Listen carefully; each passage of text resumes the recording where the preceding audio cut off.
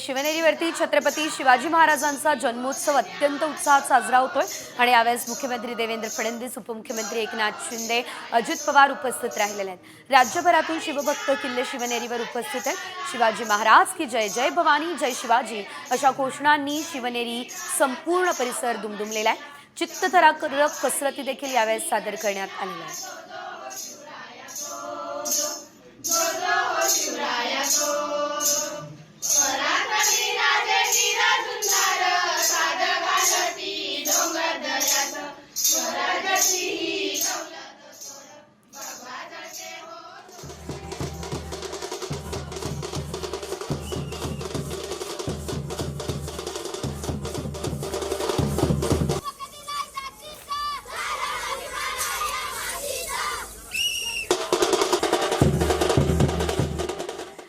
आणि यानंतर घेऊयात बातम्यांचा वेगवान आढावा। 36 जिल्हे 36 रिपोर्टर्सच्या माध्यमातून शिवनेरी गडावर शिवाईदेवीची शासकीय पूजा झाली आहे। पुण्याचे जिल्हाधिकारी ज्योतिंद्र हुडी यांच्या हस्ते पूजा करण्यात आली। किल्ले शिवनेरीवर शिवजन्मोत्सव हा सध्या साजरा होतो।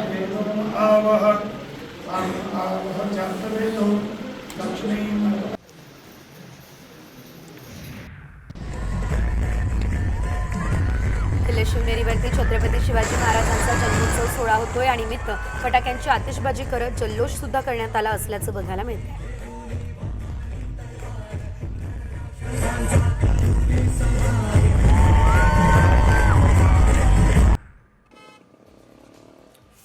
शिवनेरीवरती शिवजन्मोत्सव सोहळा साजरा होतोय। शिवजग घेऊन राज्यभरातून शिवभक्त किल्ले शिवनेरीवरती दाखल झाले असल्याचं बघायला मिळतं।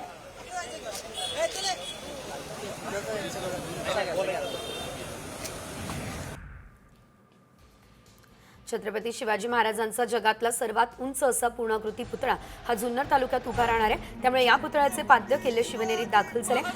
शिवभक्तीची प्रेरणा देणारी शिवपाद्य शिवभक्तांसाठी उभी ठेवण्यात आली। लाखोंच्या संख्येने शिवभक्त शिवनेरीवरती दाखल झाले। छत्रपती शिवाजी महाराज की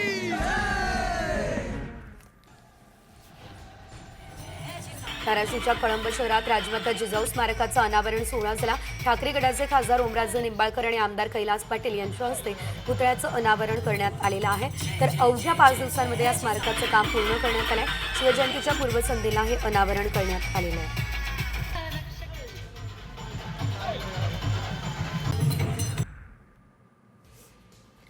सोलापुरात छत्रपती शिवाजी महाराजांच्या जयंतीनिमित्त रात्री 12 वाजता पाळणा सोहळ्याचं आयोजन करण्यात आलेलं होतं। याशिवाय जर आपण बघितलं तर सोलापुरातील छत्रपती शिवाजी महाराज चौकात मागच्या 4 वर्षांपासून अतिशय भव्य दिव्य पद्धतीने हा पाळणा सोहळा पार पडतो। सीमेवर हुतात्मा पत्करलेल्या वीर जवानांच्या माता आणि पत्नींच्या हस्ते हा पाळणा सोहळा पार पडलाय।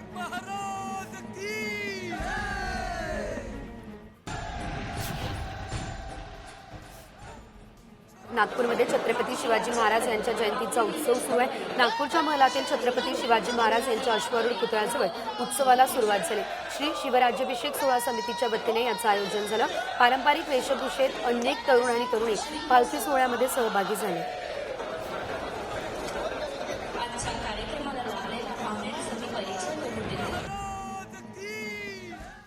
नांदेडमध्ये सकाळी 6 वाजेपासून शिवजयंतीला सुरुवात झाली।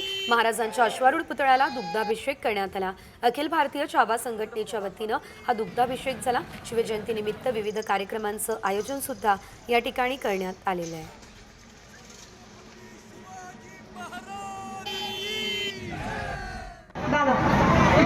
पंढरपूरमध्ये मध्यरात्री हजारो शिवभक्तांच्या उपस्थितीत शिवजन्मोत्सव सोहळा जो आहे तो साजरा करण्यात आलेला आहे। एकंदरीत छत्रपती शिवाजी महाराज यांच्या पुतळ्याला सजवण्यात आलं असल्याचं देखील आपल्याला बघायला मिळालेलं आहे।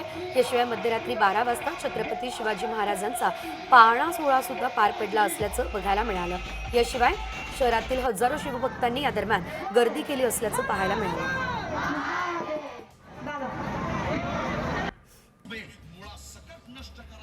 शिवजयंतीच्या पूर्वसंध्येला मनमाडमध्ये शाहीर नंदेश उमप यांचा गरजा महाराष्ट्र हा कार्यक्रम पार पडलेला आहे। या दरम्यान मोठी गर्दी देखील आपल्याला पाहायला मिळालेली आहे।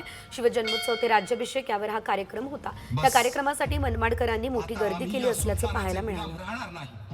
आमचे राज्य, आमचा झेंडा, आमच्या सेना आणि आमच्या माना।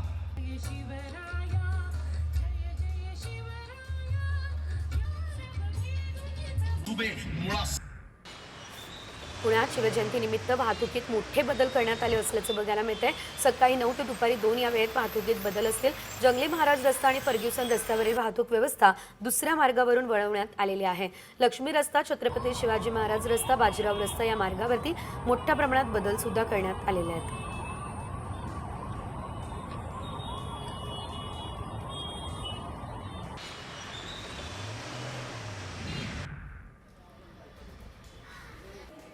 छत्रपती शिवाजी महाराज यांच्या जयंतीनिमित्त सार्वजनिक सुट्टीच्या दिवशी आता राणीची बाग खुली राहणार असल्याचं कळतंय. दुसऱ्या दिवशी गुरुवारी मात्र बंद असेल. पालिका प्रशासनानं ही माहिती दिली असल्याचं आपल्याला बघायला मिळतंय. एका ठरावानुसार बुधवारी सार्वजनिक सुट्टी आहे, त्यामुळे त्या दिवशी उद्यान आणि प्राणी संग्रहालय जनतेसाठी खुलं राहणार अशी माहिती सुद्धा प्रशासनानं दिलेली आहे.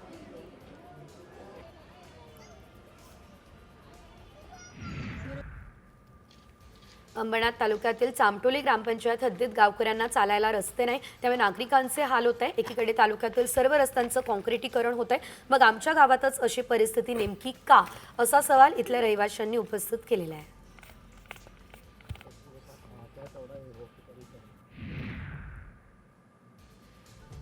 अंबरनाथ तालुक्यातील चामटोली गावात रस्ता नाही, नागरिकांना नाहक त्रास सहन करावा लागतोय. गर्भवती महिला, वृद्ध, शाळकरी मुलांना दगडधोंड्यातून प्रवास करावा लागतोय. मोठी दुर्घटना घडू नये म्हणून लवकरात लवकर हा रस्ता तयार करण्यात यावा, ही मागणी सुद्धा गावकऱ्यांकडून केली जाते.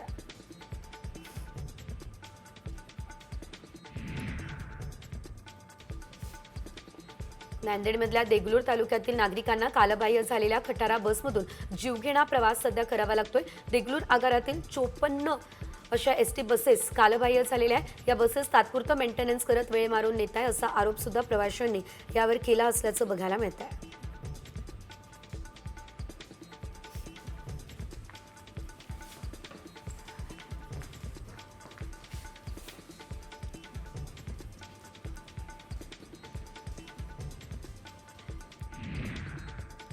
पुढे एक मोठी बातमी.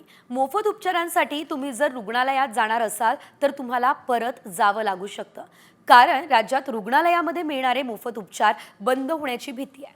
ही वेळ लाडक्या बहिणींमुळे ओढावली आहे. लाडक्या बहिणींमुळे राज्यातली आरोग्य योजना संकटात आलेली आहे. महात्मा ज्योतिराव फुले जन आरोग्य योजना आणि आयुष्यमान भारत योजना या अंतर्गत रुग्णांना मिळणारे मोफत उपचार मात्र बंद होण्याची आता शक्यता जी आहे ती सध्या वर्तवली जाते. एकंदरीत जर आपण बघितलं, या योजनांसाठी खासगी रुग्णालयांना मिळणारे जवळपास 1,500 कोटी रुपये जे आहेत ते थकलेले आहेत आणि त्यामुळे आता या योजना ज्या आहेत त्या बंद होण्याच्या रडारवर आहे. आठवडाभरात ही थकबाकी मिळाली नाही तर मोफत उपचार बंद करण्याची वेळ जी आहे ती रुग्णालयांवर ओढावणार असल्याचं देखील सध्या तरी कळतंय.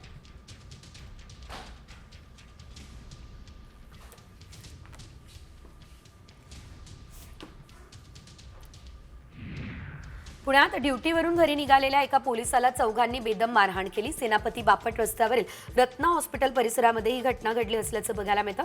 पोलिसांनी रुपेश मांजरेकर, अनिकेत घोडके आणि अभिजित डोंगरेला अटक केली आहे. चौथ्या आरोपीचा शोध सुरू आहे. त्यामुळे पुण्यात पोलिसच सुरक्षित नाहीत का, हा सवाल देखील यामुळे उपस्थित झाला असल्याचं पाहायला मिळत आहे.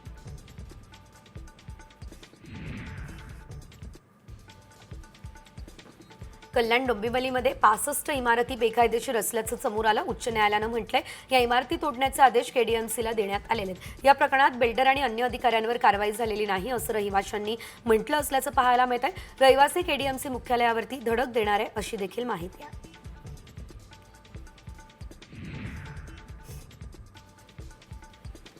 कोल्हापूरमध्ये आता मुंबई हायकोर्टाचे खंडपीठ व्हावे या प्रमुख मागणीसाठी जिल्हाधिकारी कार्यालयावर बाईक रॅली निघाली.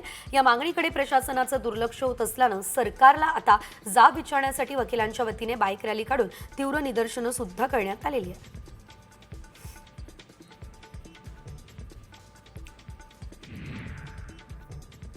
साताऱ्यातील 8 वर्षीय कुत्र्यानं पोलीस खात्याचं नाव उंचावलंय. झारखंडमध्ये पोलीस दलामध्ये कुत्र्याच्या स्पर्धेमध्ये सूर्या या कुत्र्यानं प्रथम क्रमांकाचं बक्षीस मिळवलं असल्याचं आपल्याला पाहायला मिळत आहे. याशिवाय साताऱ्यासाठी हे पहिलंच पदक आहे. ढोल ताशांच्या गजरात त्यामुळे या कुत्र्याची मिरवणूक सुद्धा काढण्यात आली असल्याचं पाहायला मिळालं आहे.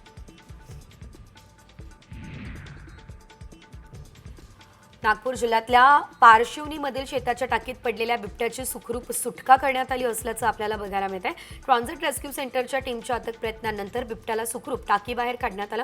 त्याच्यावर उपचार करून नैसर्गिक अधिवासात देखील त्याला सोडण्यात आलं अशी माहिती आहे.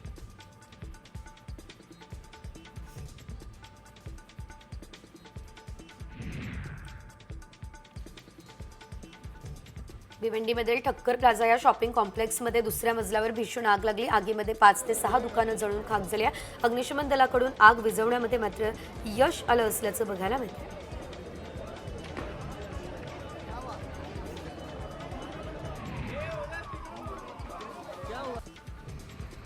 कोल्हापूरच्या 109 इन्फंट्री बटालियनच्या गोल्फ मैदान परिसरातील झाडांना आग लागली. महत्त्वाचं म्हणजे यावेळेस 1 आणि 2 तारखेला या मैदानावर गोल्फ टुर्नामेंट असल्यानं मैदान साफ करण्यासाठी आग लावल्याची शक्यता वर्तवली जाते, ज्यामध्ये अनेक झाडं पूर्णतः जळून खाक झाली असल्याचं देखील बघायला मिळतंय.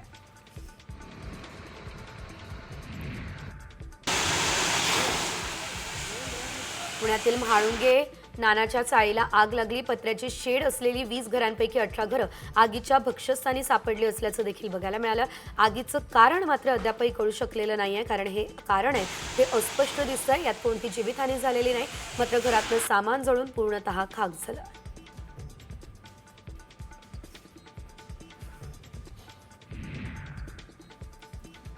शाळेतील स्वयंपाकघरात गॅसचा स्फोट झाला. सांगलीमधील विटा लेंगरेंच्या गुजले वस्तीमधील शाळेत गॅसचा स्फोट झाला. स्वयंपाकघराचे पत्रे उडाले. शाळेपासून दूर असलेल्या पत्र्याच्या शेडमध्ये स्वयंपाकघर होतं, त्यामुळे सुदैवानं मोठी हानी टळली.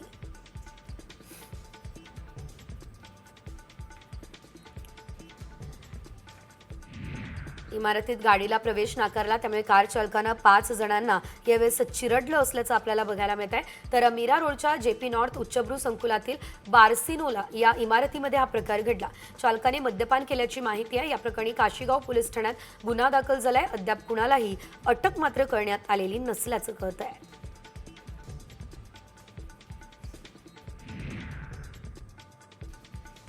नंदुरबार जिल्ह्यातल्या शहादा शहरामध्ये हिट अँड रनची घटना घडली असल्याचं पाहायला मिळतंय. वाढदिवस साजरा केल्यानंतर रस्त्यावरून पायी जात असलेल्या आई आणि मुलाला एका भरधाव वाहनानं चिरडलं. दरम्यान कार चालकाविरोधात शहादा पोलीस ठाण्यामध्ये गुन्हा सुद्धा दाखल करण्यात आलेला आहे.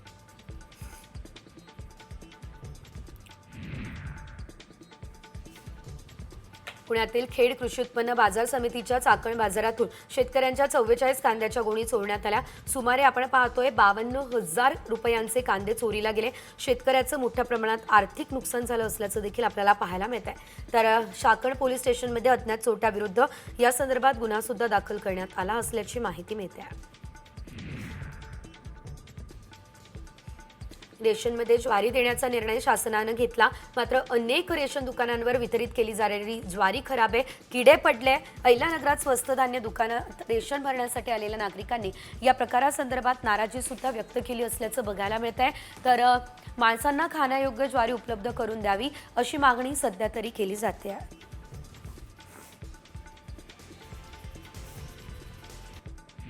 अमरावतीमध्ये जीबीएसचा पहिला पॉझिटिव्ह रुग्ण आढळला आणि त्याची प्रकृती सध्या गंभीर आहे. त्याला जिल्हा सामान्य रुग्णालयात दाखल करण्यात आलं. ही व्यक्ती 12 दिवसांपूर्वी पुण्याहून प्रवास करून आल्याची माहिती प्रशासनानं दिली.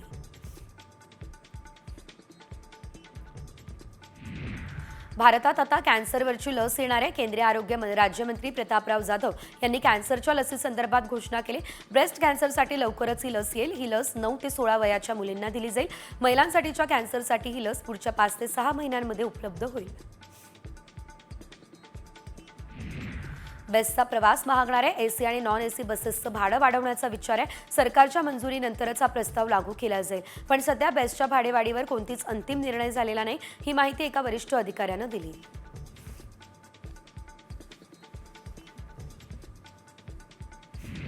मुंबई पालिकेने गणेशोत्सव पर्यावरणपूरक असावा याकरता आत्तापासून नियोजन सुरू केलं.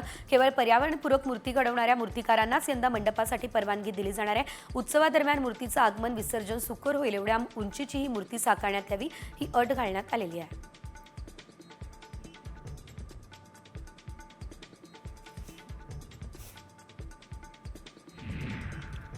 आणि आता एक मोठी बातमी. मुख्यमंत्री देवेंद्र फडणवीस प्रचंड नाराज आहे. मंत्रिमंडळ बैठकीआधीच गोपनीय माहिती बाहेर पडतीये असे प्रकार वारंवार घडत आहेत. त्यामुळे अशी माहिती फोडणाऱ्या मंत्र्यांवर यापुढे कडक कारवाई केली जाईल हा इशारा देवेंद्र फडणवीसांनी दिलाय. राज्य मंत्रिमंडळाची बैठक मंगळवारी होते. या बैठकीत महत्त्वाचे निर्णय घेतले जातात, मात्र या निर्णयांची माहिती अगोदरच बाहेर येते. त्यामुळे फडणवीस प्रचंड नाराज आहे.